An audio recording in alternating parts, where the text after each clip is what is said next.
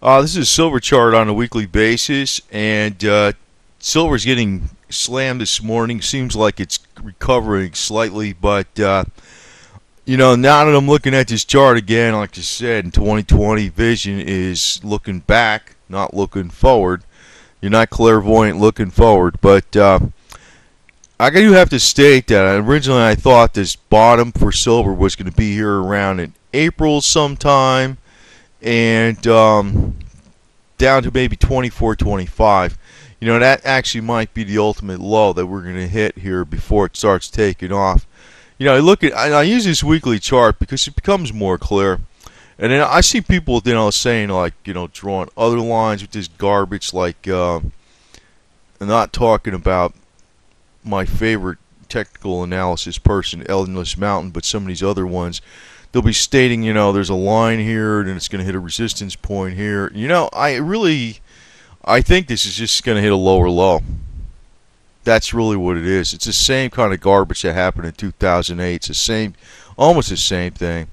Hits a peak, retraces, goes up to a lower high, lower low, lower high, and it's going to low is the final low. And I know Bernanke is going to act on this thing. Now, the one question I got is what's going to happen if they raise the margins come July, 35%, depending on who it is.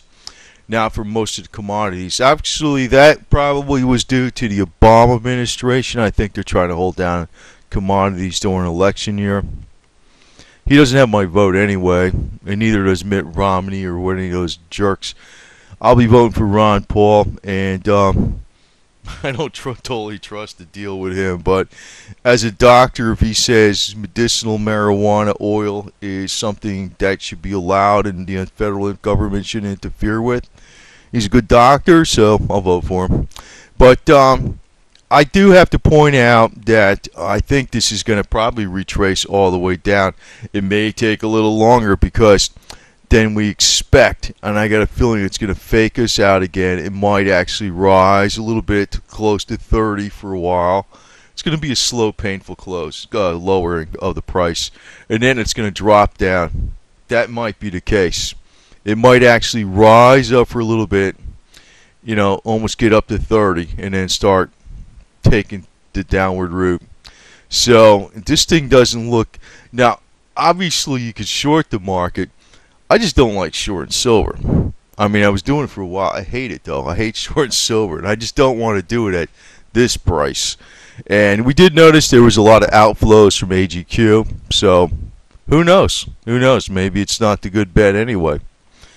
I don't know. So I'm just holding on with cash and physical metals and ETFs that have no leverage. So that's what I'm doing.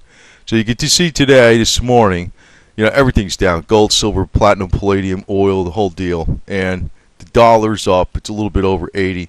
But still, the dollar's strength isn't that good. And that's noteworthy because when things are usually getting that slammed down this bad with all the commodities, even the markets are down, the Dow's below 13,000, you would think the dollar would be rising a little higher than it is. And actually, I think there's a lot of buying pressure going on behind the scenes with these markets. Now, I want to talk about something else here a little bit. It relates to commodities, and that's actually military spending. The military-industrial complex is, they got them in every country. They got them in Russia, they got them in China, they got them in India, Brazil, Vietnam, Japan. Even Japan has it. Japanese self-defense force. Everywhere, right? So that's one of the places that spends a lot, and it's a lot of their stuff is where it uses commodities like silver, copper, you name it. So the more the country... Now, I think we're going into a cycle where there's going to be more like the arms race type thing again, and it's already happening. I mean, now China's been building up its military, but this is right off of The Guardian, which is like a conservative paper in the UK. Russia overtakes UK and France in global arms spending, so Russia now is number 3 in spending right after US and China. Now, they go on to state down here that, I believe it's right here, China increased military spending has also caused concern amongst its neighbors, as well as the dominant Pacific, as it being a dominant Pacific power to the U.S. The recent announcement of U.S. pivot towards Asia is a part of a response to such concerns. It adds China's extensive and growing trade relations with the countries and its neighbors have been marred by disputes, border disputes, also disputes with islands with Japan, contested maritime borders with several nations in the South China Seas, and there was the Spratly Islands with the Philippines. Actually, they're very close to the Philippines.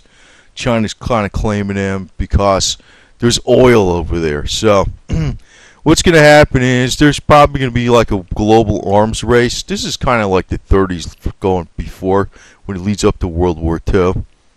So I'm going to say one thing here, right? I'm going to cut to the chase. You know, when silver goes really, really high, like I know Jim Rogers is talking about 2019 or something like that, it might be the high.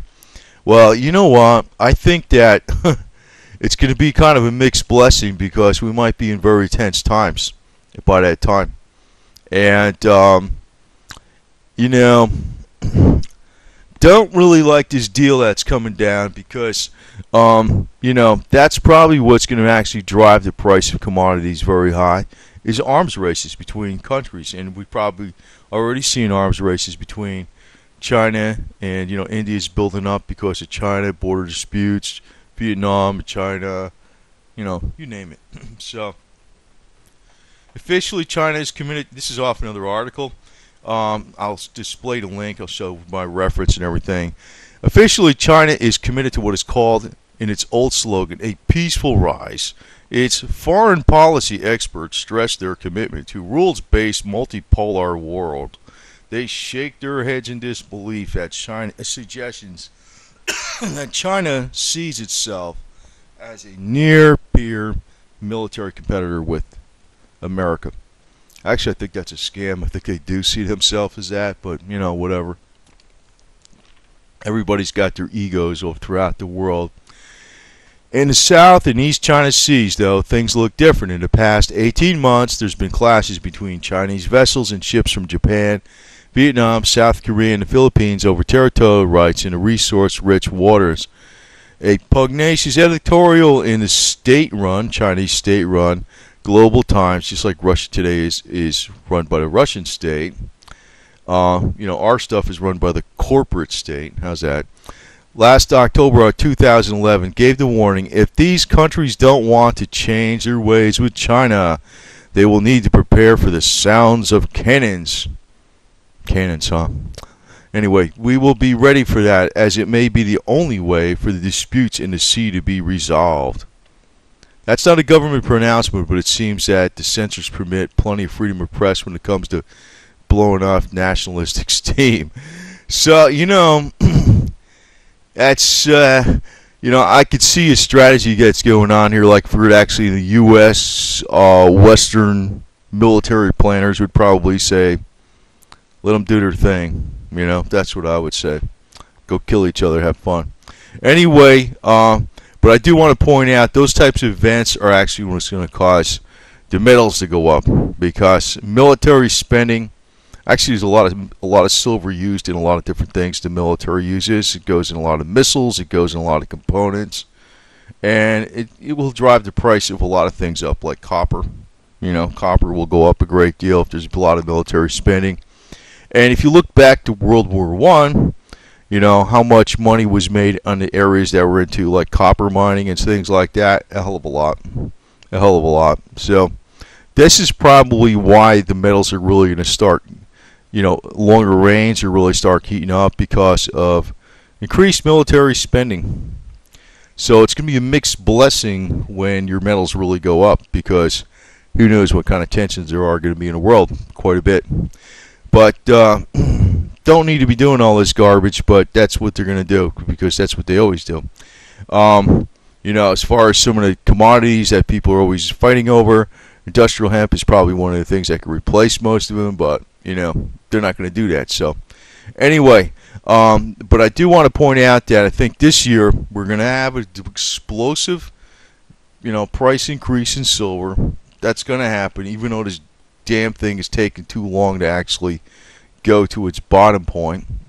We might have a little bit of a fake out where it's going to go up near 29 and 30 again and then drop again. But it'll play out, and then things are going to start heating up again. Because I do think one area that's going to be the curveball, it's quite obvious. I just think they're going to have the war with Iran. And that's going to heat up the commodities. That's going to heat up the oil. That's going to make the gold go up. They're going to devalue the debt. The U.S. debt again, and that's going to cause gold to go up again, and then they're going to appreciate the yuan. So, actually, all the elite bastards on each side of the world are all playing games. There's no doubt about it. But as far as the price range, I'm not going to short silver, even though I think it's going down. This thing is too damn low for me to be in the short position. Although I think that's what the direction is going to be. I'm not touching it. I'm not doing anything. And I am going to sell out of brokerage accounts this year if silver goes up over 60. Silver will be buy. If all these commodities start taking off really hard this year, selling off of all brokerage accounts except for maybe one or a couple little ones, and that's it. And then I'm not going to do nothing with this stuff till I consider a major collapse, because I think the brokerage accounts probably long range may not be too safe. I don't think it's going to happen this year though. Maybe not even 2013, but it might be after that. It might be after that because I think we're going to find out that there's going to be a lot more MF Globals under the surface here, and if MF Global can get away with it, they can all get away with it. So. And, to me, I'm not trusting it. That's all I got to say. I'm not trusting it. So I will probably be, way more lopsided into physical metals after this year.